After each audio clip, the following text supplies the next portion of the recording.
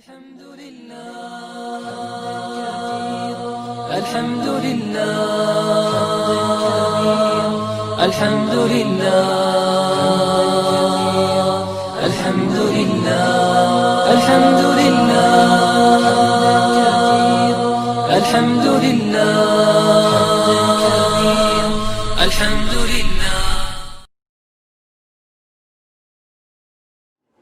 Assalamualaikum warahmatullahi wabarakatuh.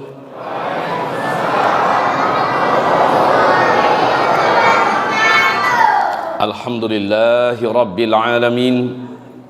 Wa bihi nasta'inu ala umurid dunya waddin. Ashhadu an la ilaha illallah wahdahu la syarika lah. Wa ashhadu anna sayyidana wa habibana Muhammadan abduhu wa rasuluh la nabiyya ba'dah. Qala Allah subhanahu wa ta'ala ya ayyuhalladzina amanu taqullaha haqqa tuqatih wa la tamutunna illa wa antum muslimun.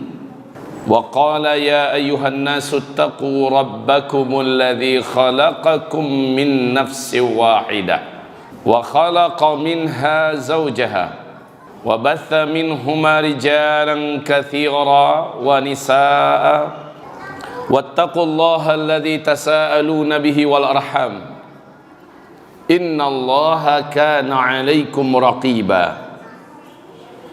وقال يا أيها الذين آمنوا اتقوا الله وقولوا قولا سديدا يصلح لكم أعمالكم ويغفر لكم ذنوبكم ومن يطع الله ورسوله فقد فاز فوزا عظيما.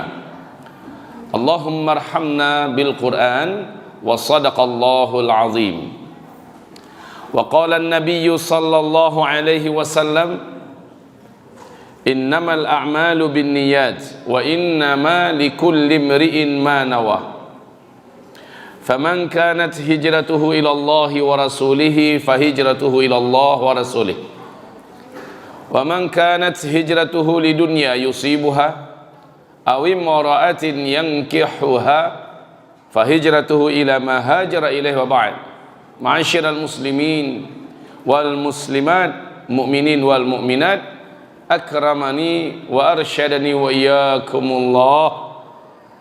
Memuji kita Allah Rabb yang menciptakan kita, ilah satu-satunya yang kita sembah, kepadanya kita seluruhnya akan kembali. Kita bersyukur atas segala nikmatnya.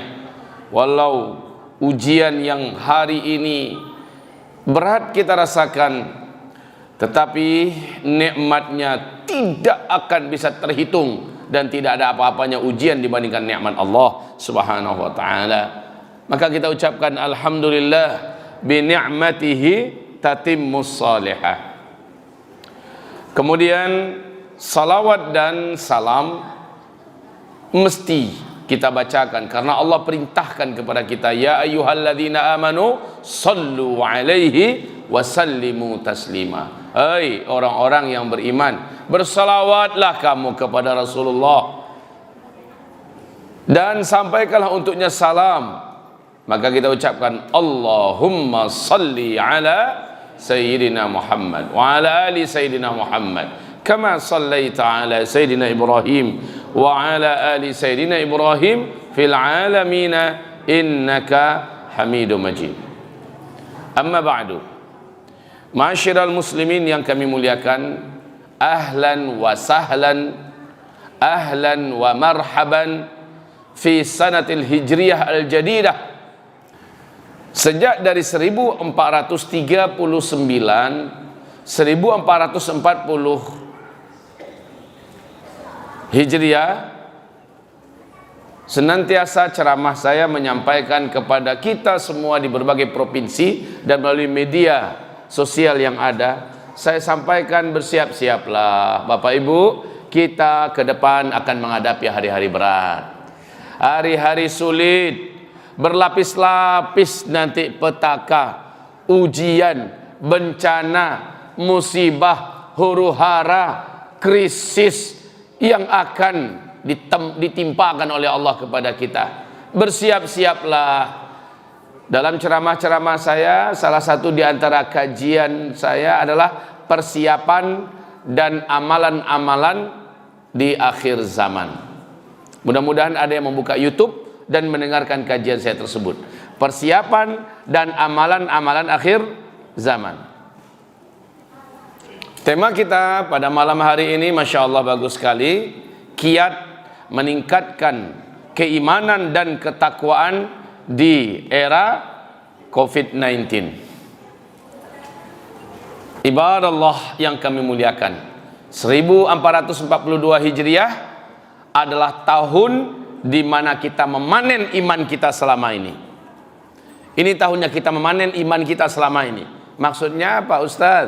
Maksudnya siapa yang sebelumnya imannya sudah bagus, imannya sudah terbentuk dan kuat, amal solehnya sudah memadai, amal solehnya sudah banyak, sekarang buahnya.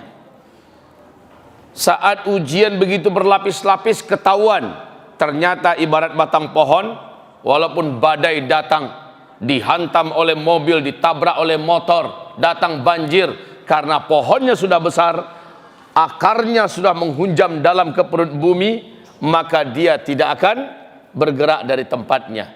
Dia tidak akan tumbang, dia tidak akan lapuk, dia tidak akan patah, dan bahkan daunnya, rantingnya tetap berdaun. Buahnya tetap akan menghasilkan.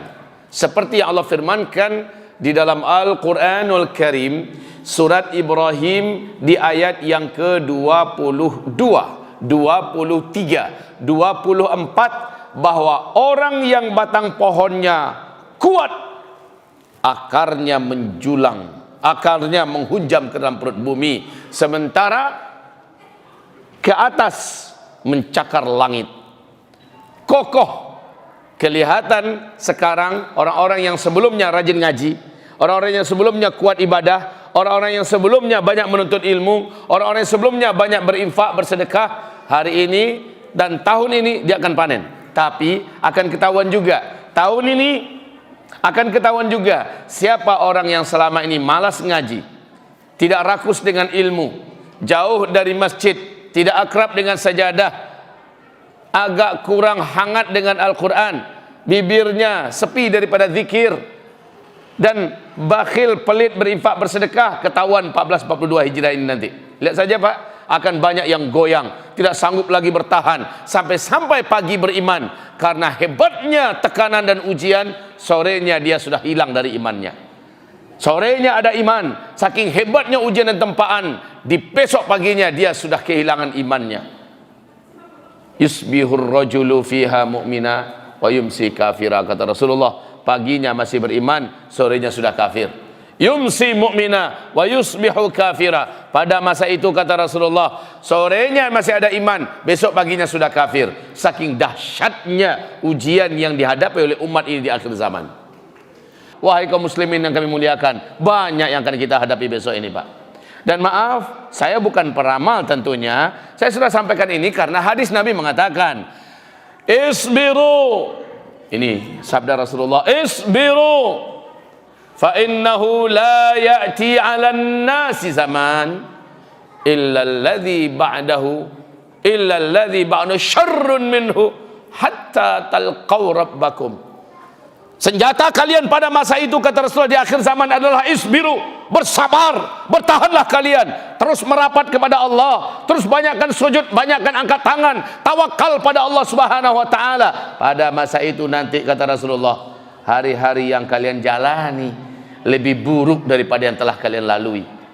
Hari-hari yang akan kalian datangi lebih berat dan lebih buruk dari yang sedang kalian jalani. Tidak ada pilihan lain umat ini kecuali isbiru. Yang tidak sabar dia akan hanyut, yang tidak sabar dia akan jatuh, yang tidak sabar dia akan murtad, yang tidak sabar dia akhirnya putus asa, yang tidak sabar dia bunuh diri, yang tidak sabar akhirnya melakukan perbuatan syirik, minta tolong pada dukun dan setan, yang tidak sabar akan melakukan apa saja sampai menggadai akidah, yang tidak sabar pada masa itu kata Rasulullah. Banyak yang akhirnya berguguran. Senjata kamu pada masa itu hanya satu, sim isbiru, bersabarlah. Maka saya katakan tadi ini panen. yang sebelumnya masih agak nanggung-nanggung, maka besok dia akan hanyut karena begitu kuatnya banjir yang banjir erosi akidah yang menghantam. Ibarat tsunami, kelasnya udah kelas kayak tsunami Aceh, begitu tinggi dan kuat. Ibarat badai ini badai topan yang paling mengerikan. Kalau pegangannya nggak kuat, kalau seandainya pondasinya tidak kokoh, maka dia akan hanyut, dia akan terbawa arus, dia akan terbawa terbang oleh beratnya ujian. 1442 adalah panen.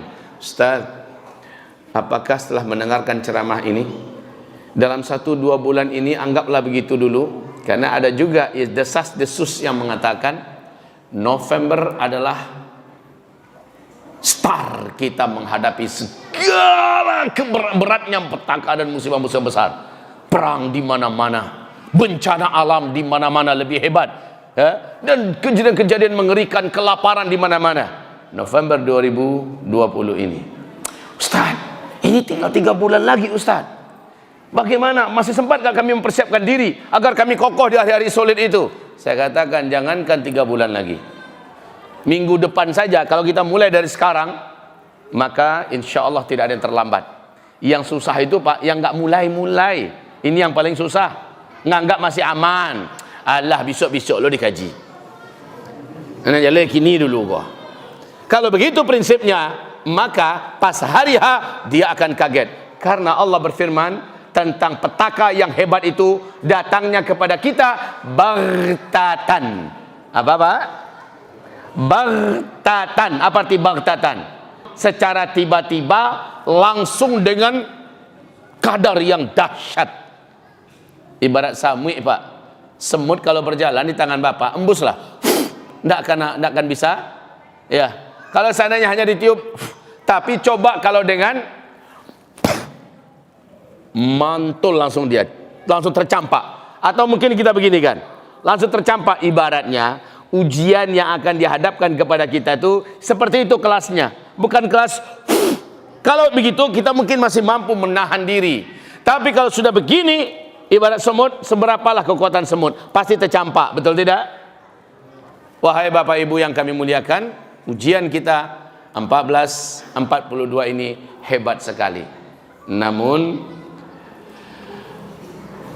bagi yang mungkin merasa baru mendengar kajian ini malam ini, dan mulai malam ini juga dia langsung serius, malamnya dia paksakan diri bangun jam 4, setengah 4 dia sudah bangun. Ngapain? Tahajud. Biasanya bangun untuk pipis doang, bangun hanya untuk buang air. Sekarang enggak, memang tahajud. Walaupun mengantuk dia lawan. Habis itu subuh dia paksakan berjemaah ke masjid. Kemudian dia lawan kantuknya, dia tidak keluar dari masjid sampai terbit matahari, dan dia laksanakan zikir di antara waktu itu.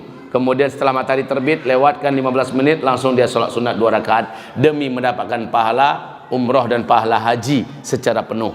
Setelah itu baru dia keluar rumah. Di rumah dia incar-incar waktu duha. Apalagi masa-masa orang lockdown kemarin Pak ya, sulit untuk keluar, dia bisa full ibadah.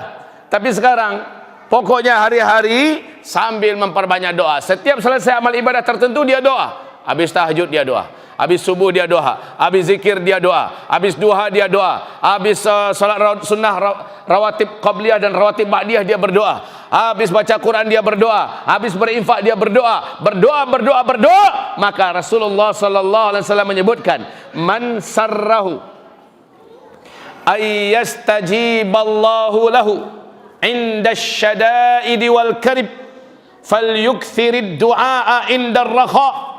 Siapa saja orang yang ketika masa-masa genting darurat terjadi, dia angkat tangannya, dia berdoa kepada Allah, langsung Allah kabulkan doanya. Saat itu juga Allah selamatkan dia, saat itu juga Allah tolong dia. Siapa yang suka doanya sekali berdoa langsung Allah kabulkan, kata Rasulullah, maka hendaklah sebelum bencana-bencana besar itu terjadi, dia adalah orang yang paling rajin berdoa kepada Allah.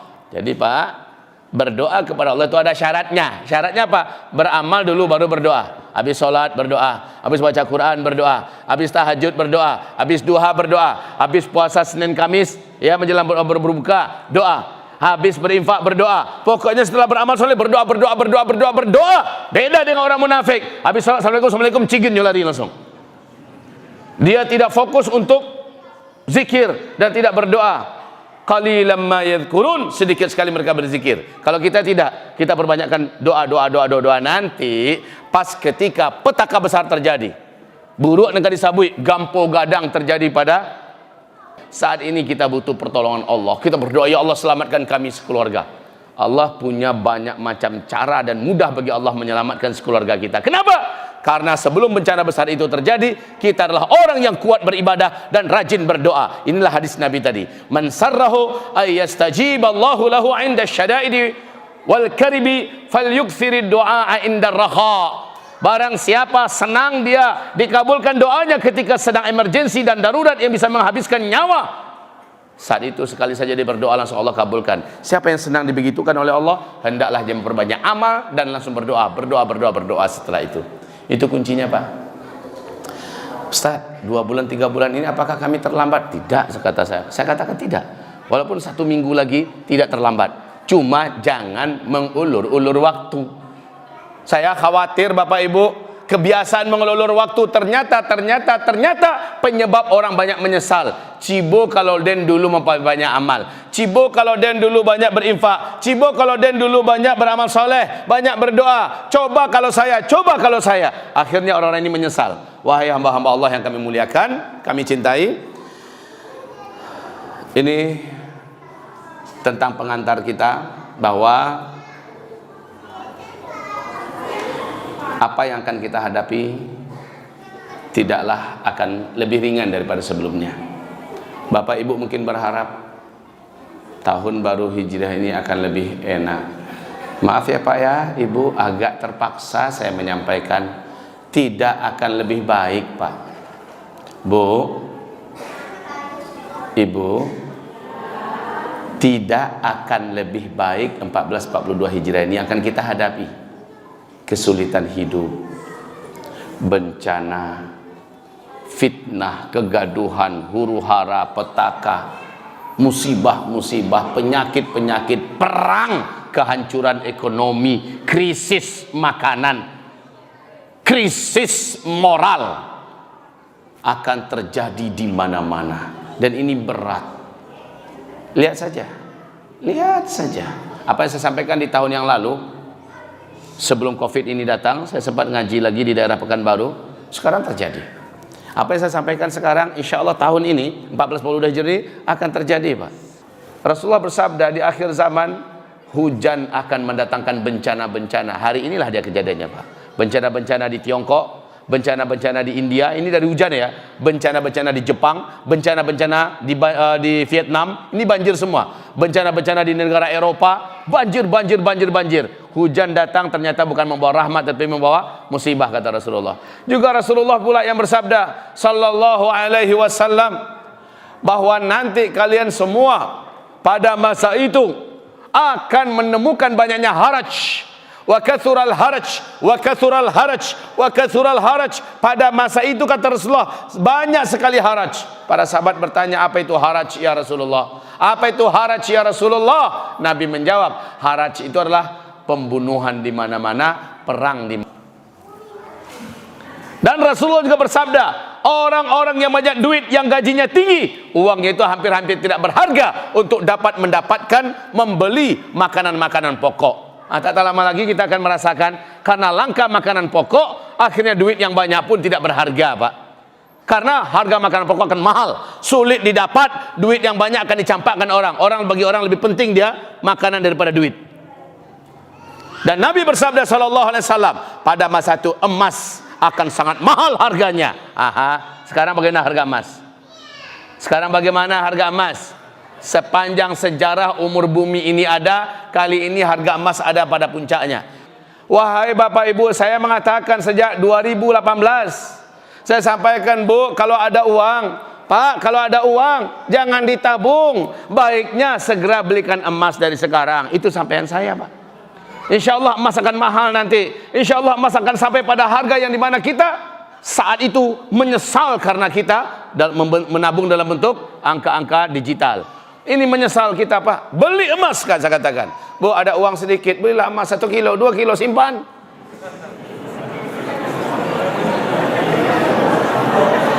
Itu 2018 saya sampaikan. Kalau terlalu berat, nggak apa-apa. Bu, ada duit sedikit Pak, ada tabungan. Ambil, emaskan. Walaupun hanya 1 gram, 2 gram. Kalau 1 kilo, 2 kilo keberatan, udah nggak apa-apa. 1 gram, 2 gram. Ada uang lebih-lebih sedikit, belikan 1 gram, 2 gram. Berbentuk emas batangan, silakan. Berbentuk emas murni, logam, koin, silakan. Berbentuk perhiasan, silakan. Yang penting menabunglah bentuk emas. Tapi sekarang Pak, mau beli, harga emas sudah membumbung tinggi. Maka siapa yang menabung dululah yang bermanfaat di masa-masa yang akan datang. Apalagi setelah hampir setengah tahun lamanya Covid. Ini dakwah pertama saya loh Pak. Sebagaimana saya dengar Masjid Ar-Raudhah ini, ya, sejak Ramadan baru ini mulai ceramah. Sejak Ramadan baru ini mulai ceramah. Kalau saya sejak 2 bulan sebelum Ramadan sudah tidak ada lagi jadwal. Saya batalkan semua karena daerah itu sudah mulai zona merah. Batal. Ini kali yang pertama. Khalas. Dan ini sangat berat Pak. Kenapa? Pedagang dagangannya sepi. Orang kantor kerjanya dari rumah, nggak bisa berimprovisasi.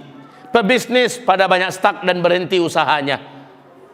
Apalagi orang-orang yang pariwisata, orang-orang yang punya travel, mati habis. Para petani dan peternak banyak pertaniannya, peternakan yang terbengkalai. Karena apa?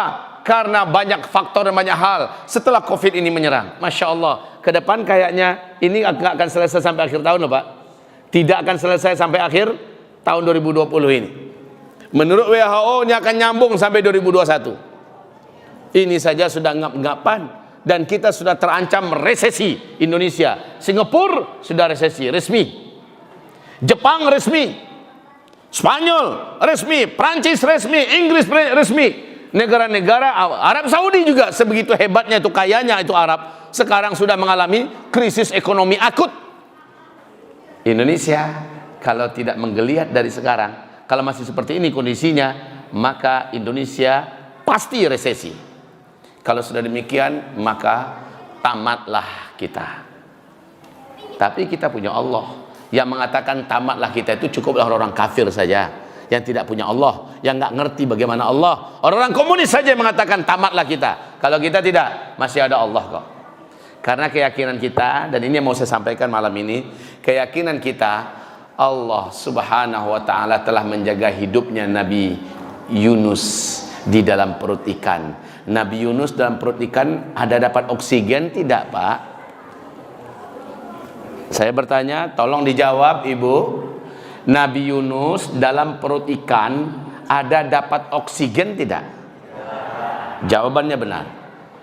Pertanyaan berikutnya, Nabi Yunus 40 hari 40 malam tanpa oksigen bisa hidup tidak? Sejarah telah menceritakan, Al-Quran mengibadikan kisah itu. Ketiga, pertanyaan ketiga, selama di dalam perut ikan Nabi Yunus ada makanan tidak? Kalau makanan nggak ada, minimal minuman. Ada air minum nggak di dalam perut ikan itu? Pertanyaan yang keempat, hidup nggak Nabi Yunus tanpa makan, tanpa minum selama 40 hari 40 malam? Hidup. Tercatat dalam sejarah, dibuktikan dan Al-Quran menceritakannya. Kemudian pertanyaan saya yang kelima, selama di dalam perut ikan itu, apakah ada cahaya yang bisa dilihat oleh Nabi Yunus kemana-mana? Tidak ada. Lalu apakah aktivitas Yunus dalam berzikir, beribadah kepada Allah terhenti dalam masa kegelapan tanpa ada makanan, tanpa ada udara itu? Tidak. Aha, ini dia kuncinya. Maka wahai Bapak Ibu, Nabi Yunus dalam perut ikan di kedalaman laut yang sangat dalam, di kerendahan yang paling rendah, tanpa udara, tanpa makan, tanpa minum, tanpa cahaya, hidup. Dan siapa yang beri Nabi Yunus hidup? Lihat itu. Ini pelajaran bagi kita. Sekeras apapun juga bencana ke depan yang akan kita hadapi, sehingga kita sulit mencari makan, sehingga kita tidak bisa keluar kemana-mana seperti Nabi Yunus tidak bisa keluar dari perut ikan selama 40 hari 40 malam. Ternyata Nabi Yunus diizinkan Allah tetap bertahan hidup. Andalan Nabi Yunus apa ketika itu? Jawab Bapak.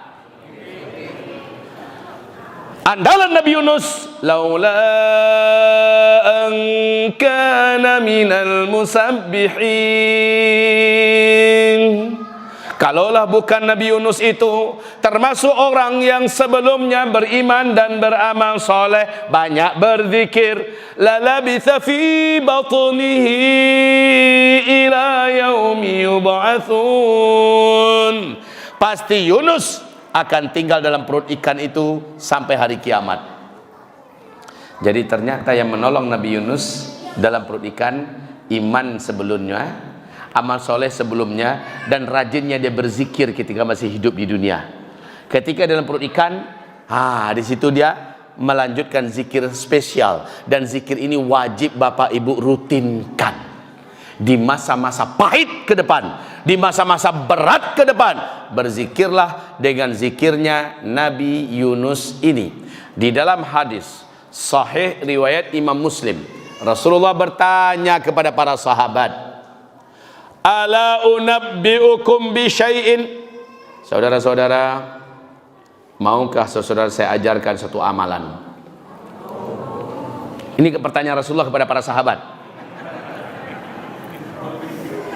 Ya. Dan jawaban sahabat persis macam Bapak barusan. Qalu bala. Mau, kata para sahabat. Kayak Bapak spontan Bapak jawab kan? Padahal tadi itu saya menerjemahkan hadis Nabi. Bapak pikir saya yang bertanya pada Bapak. Bapak menjawab spontan seperti para sahabat juga menjawab pada Rasulullah. Ala unabbiukum bi syai'in idza nazala bi ahadim minkum karbun aw bala'un min balayad dunya thumma da'a bihi illa furija anhu. Tidak seorang pun di antara kalian ketika datang bencana yang sangat mengancam nyawanya, menghancurkan hidupnya, petaka dan musibah yang hebat dan dahsyat yang bisa menyelesaikan dan menamatkan segala-galanya, saat dia itu datang, maka dia mengamalkan amalan ini, Allah langsung akan bebaskan dia, Allah langsung akan selamatkan dia. Mau tidak saudara-saudara saya ajarkan amalan ini, kata Rasul kepada para sahabatnya? Jawaban para sahabat, qalu bala. Jawaban mereka, mau. Ini jawaban para sahabat. Maka Nabi SAW mengatakan, yang harus kalian amalkan nggak susah kok, nggak berat kok. Perbanyak saja membaca doa dan zikirnya Dhunnun.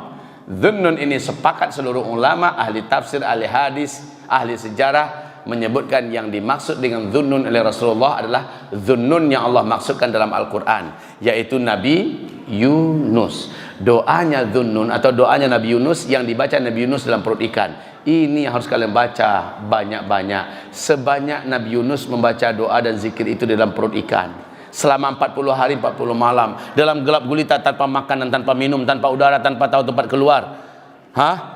Dia baca doa ini, Allah selamatkan dia, Allah jaga nyawanya, Allah pertahankan hidupnya, Allah jadikan jantungnya tetap berdegup, tetap berdetak, Allah jadikan sirkulasi udaranya seolah tetap ada dalam perut ikan, sementara dia sudah terbungkus total berkat amalan imannya dan bacaan zikir ini. Apa bacaannya? Saya yakin Bapak Ibu sudah hafal. Ayo kita baca sama-sama. Subhanaka la ilaha illa anta, la ilaha illa anta, subhanaka inni kuntu minadh dhalimin. Sama-sama. La ilaha illa anta, subhanaka inni kuntu minadh dhalimin. La ilaha illa anta, subhanaka inni kuntu minadh dhalimin. La ilaha illa anta, subhanaka inni kuntu minadh dhalimin. Dibaca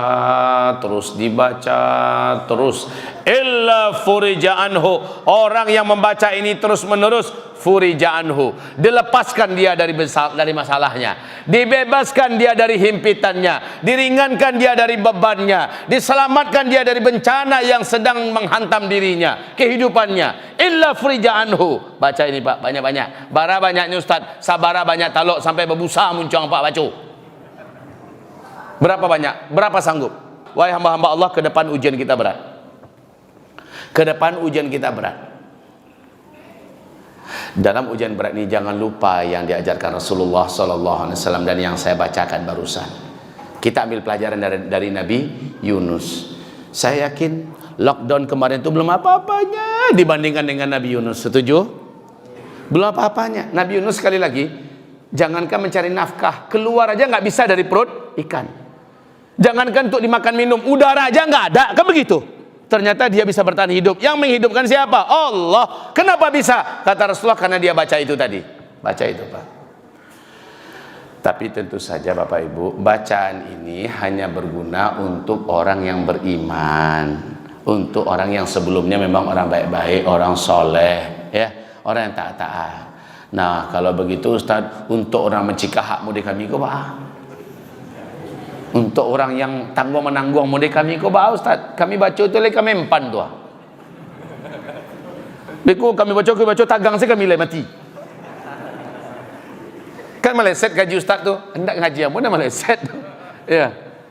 Yakin Bapak perlu, walaupun Bapak anggaplah Bapak baru saja hijrah, anggaplah Bapak baru saja taubat nasuha, ya. Baru 2-3 hari Bapak taubat nasuha terjadi bencana besar, tapi Bapak sudah punya keyakinan, kok kematian ambo memang lango ambo sampai di situ. Ya, kok katuti usia ambo memanglah aja ambo sampai di situ kemang aleh. Tapi selagi manusia Allah masih duit, Allah ambo yakin Allah akan jago ambo. Allah akan tolong ambo. Bahasa Minang boleh apa aku, Pak? Hah? Ada teman-teman nuang enggak? Orang galaknya satu, galaknya enggak tahu dah. Wahai Bapak Ibu yang kami muliakan, selagi yakin umur saya masih ada, kalau masih ada, bacaan ini bermanfaat. Bacaan zikir ini bermanfaat. Kalau Bapak nggak ada yang mau dimakan, saking paniknya hidup di dunia, nggak ada lagi pakan, nggak ada lagi makanan, nggak ada lagi, Bapak jangan ragu, Allah Subhanahu wa Ta'ala yang akan mengenyangkan perut kita tanpa makanan. Dan bagi Allah itu gampang sekali. Syaratnya ada, yakin. Kita harus yakin. Ana inda dhanni abdi bi. Hadis sahih Bukhari Muslim. Hadis ini hadis qudsi. Ana inda dhanni abdi bi. Saya tergantung kepada keyakinan hamba kepada saya, kata Allah. Kalau dia yakin saya akan lindungi dia, saya lindungi. Kalau dia yakin saya akan jaga dia, saya jaga. Kalau dia yakin bahwa saya akan pelihara dia, saya akan selamatkan dia, saya akan beri dia rezeki, saya selamatkan dia, saya kasih dia rezeki. Syaratnya kita yakin pada Allah. Dan dalam yakin itu ada doa, dalam yakin itu ada tawakal, dalam yakin itu ada usaha. Maka yakin kita bersambung kepada Allah. Wa ma tasyauna illa ayyasha Allah Rabbul Alamin. Ketika kamu sudah berkehendak, saat itu Allah juga berkehendak. Apa kehendak kita? Selamatkan aku ya Allah. Kalau minta selamat, kita pun harus di waktu yang sama cari selamat. Allah akan bantu kita selamat. Baik. Ini pelajaran pertama. Jadi kalau Bapak Ibu mendengarkan kajian saya ini, sudah terbayanglah insya Allah ya Bapak Ibu, apa yang harus saya lakukan setelah ini. Terus yang kedua, saya ambil tamsilan yang kedua. Bapak Ibu masih ingatkan kisah 3 orang lelaki di zaman Bani Israel, laki-laki yang saleh, laki-laki yang taat, ahli ibadah, ahli amal, laki-laki yang sedikit berbekalkan ilmu agama, cukuplah. Mereka terkurung di dalam perut gua yang punya pintu kecil. Ketika hujan datang, mereka masuk tanpa ada janjian. Ini masuk, ini masuk, ini masuk. Setelah 3 orang ini masuk, tiba-tiba batu di atas bukit menggelinding dan tepat jatuh di depan pintu gua yang kecil. Dan batu itu begitu besar. Jangankan untuk 3 orang, 30 orang saja didorong nggak akan bisa itu. Besar sekali. Masih ingat Bapak Ibu kisah ini? Ini juga hadis yang sahih, bukan kisah dongeng. Ya. Wahai Bapak Ibu yang kami muliakan, ketiga orang ini bertawassul mereka kepada Allah dengan cara berdoa, menyebutkan amal soleh yang pernah mereka kerjakan dulu. Ini pelajaran kita. Bu, Ibu ke depan mungkin menghadapi masa-masa kritis dan krisis, Pak, maka kita boleh bertawassul dengan amal soleh yang pernah kita kerjakan. Ketiga orang ini yang satu bertawassul, ya Allah, dulu aku punya ibu yang sudah tua, aku berkhidmat semasa hidupnya, aku tidak peduli apa kata orang, kemana-mana ibuku ku gendong. Tak gendong kemana-mana, ibunya digendong kemana, diservis betul, makannya, minumnya, pakaiannya, semuanya diservis. Dan orang-orang melihat siang malam anak muda ini begitu santun pada ibunya. Ibu itu sekarang sudah meninggal dunia. Ya Allah, jika amalan ini engkau sukai, engkau ridha dengan amalanku itu, jadikanlah amalan itu pada hari ini sebagai asbab engkau tolong hamba ya Allah. Bukakanlah pintu gua ini agar kami bisa keluar. Batu yang sebegitu besar, eskapator pun kalau disuruh untuk menggerakkan takkan bergerak itu Pak, bergerak yo. Tapi alun tak buka lagi, tangan saja baru bisa keluar.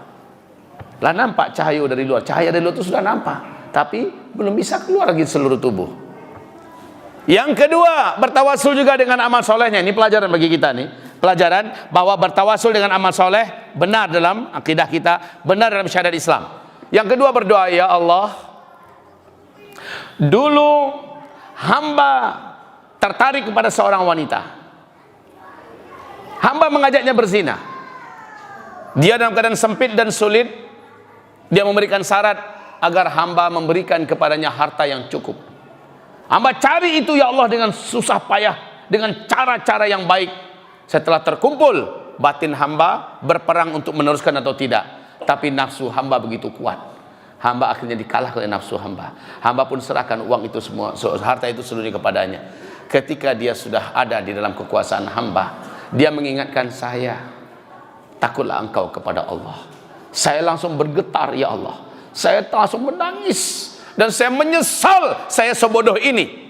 Lalu saya tinggalkan wanita itu, saya tinggalkan harta yang ada di tangannya, saya berikan kepadanya, dan saya menangis dan menangis. Kaum muslimin yang kami muliakan, bila ini engkau ridhoi, bila ini engkau cintai, ya Allah ya Rabb, jadikanlah hamba selamat daripada batu yang menyumbat pintu gua ini.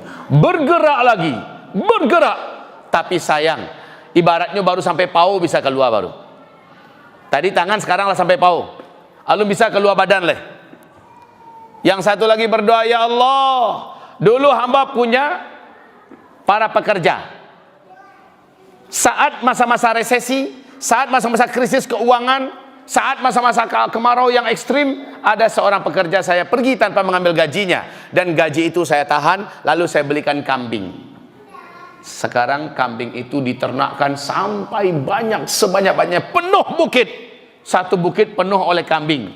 Kambing itu dari mana? Dari satu ekor yang tadi. Setelah kambing begitu banyak, datanglah orang yang dulu adalah pekerja saya. Dia menanyakan kepada saya mana upahnya yang dulu. Saya tunjukkan kepadanya bukit itu. Itu bukit itu, kambing yang ada di sana adalah milikmu. Singkatnya, dia ambil semuanya tanpa dia sisakan sedikit pun. Ya Allah, bila engkau ridha dengan apa yang hamba lakukan, bila engkau suka dengan apa yang hamba lakukan, ya Allah, hamba bertawassul kepadamu melalui amalan hamba ini.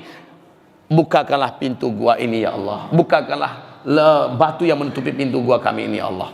Maka terbukalah seluruhnya, keluar mereka. Pelajarannya untuk kita apa Pak? Selama ini kita berasumsi, kita berpikir bahwa amal soleh kita hanya dapat kita lihat, hanya dapat kita temukan nanti pada hari kiamat. Kan begitu ya Pak ya? Nanti ketemunya pada hari kiamat. Tidak, ternyata. Wallahi tidak.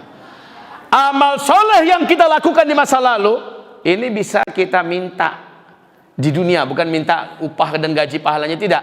Bertawasul, menunjukkan, meminta pada Allah, jika engkau ridho dengan amalan itu, ya Allah bukakanlah. Kan bukan berarti minta mana ganjarannya Allah daripada di akhirat biarlah di dunia. Bukan itu yang kita minta. Tapi bila engkau ridha ya Allah, maka tolonglah hamba.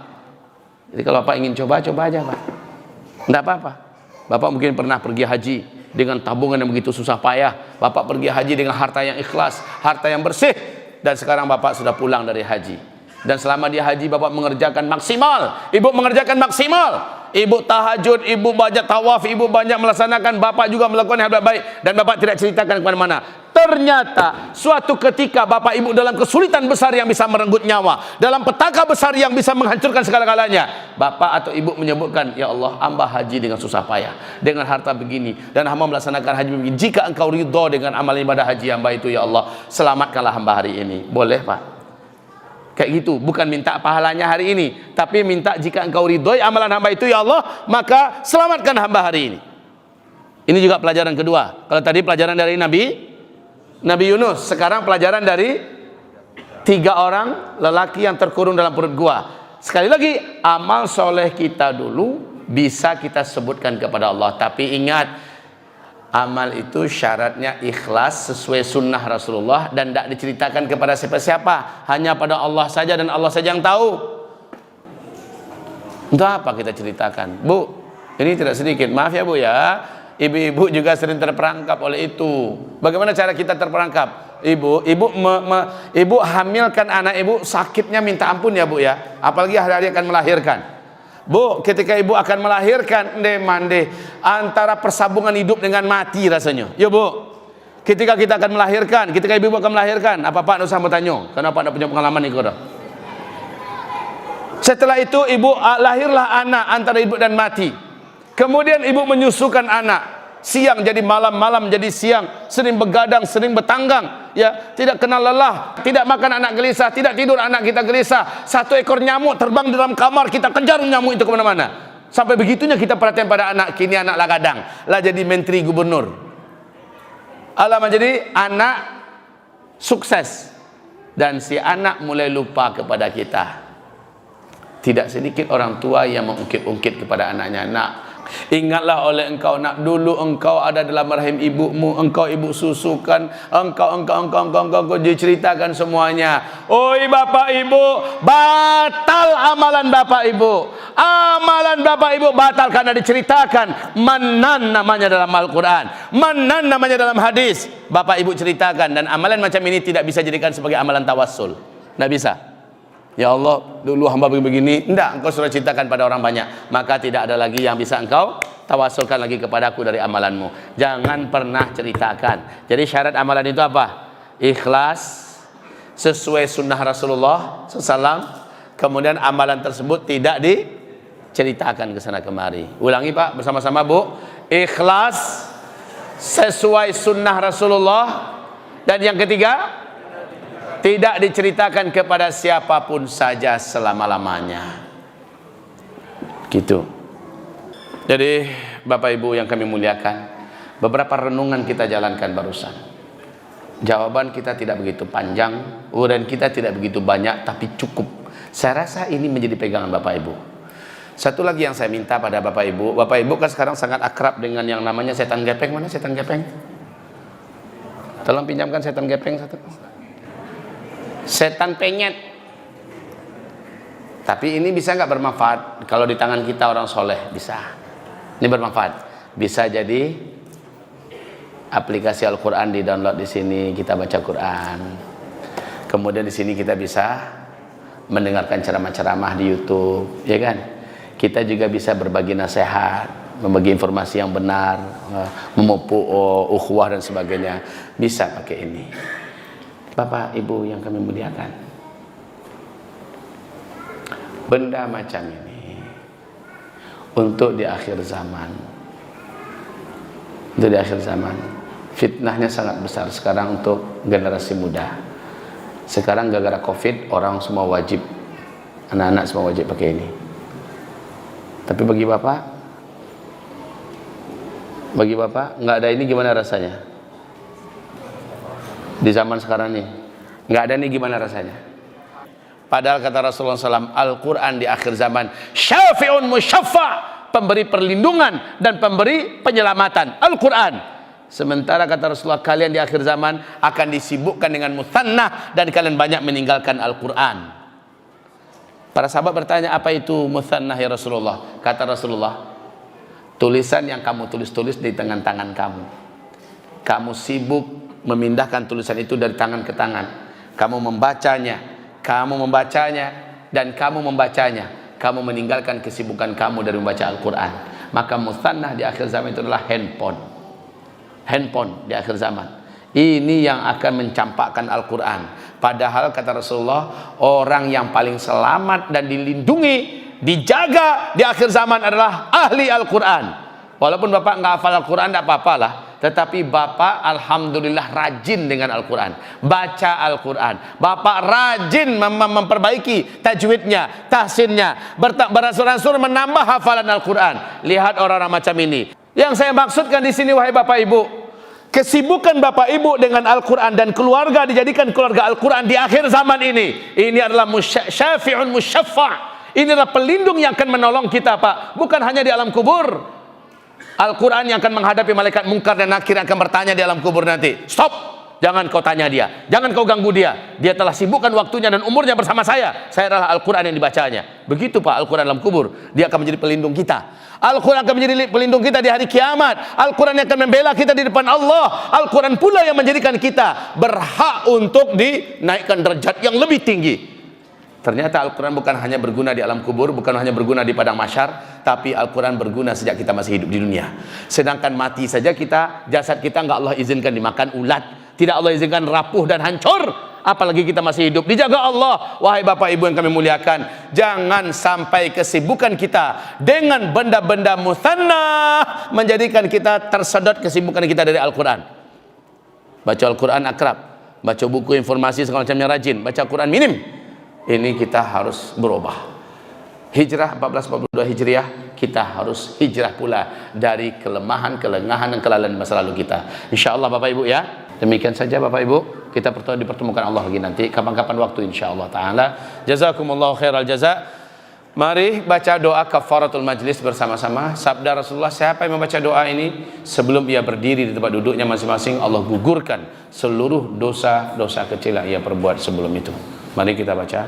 Subhanakallahumma wa bihamdika asyhadu an la ilaha illa anta astaghfiruka wa atubu ilaika. Walhamdulillahi rabbil alamin.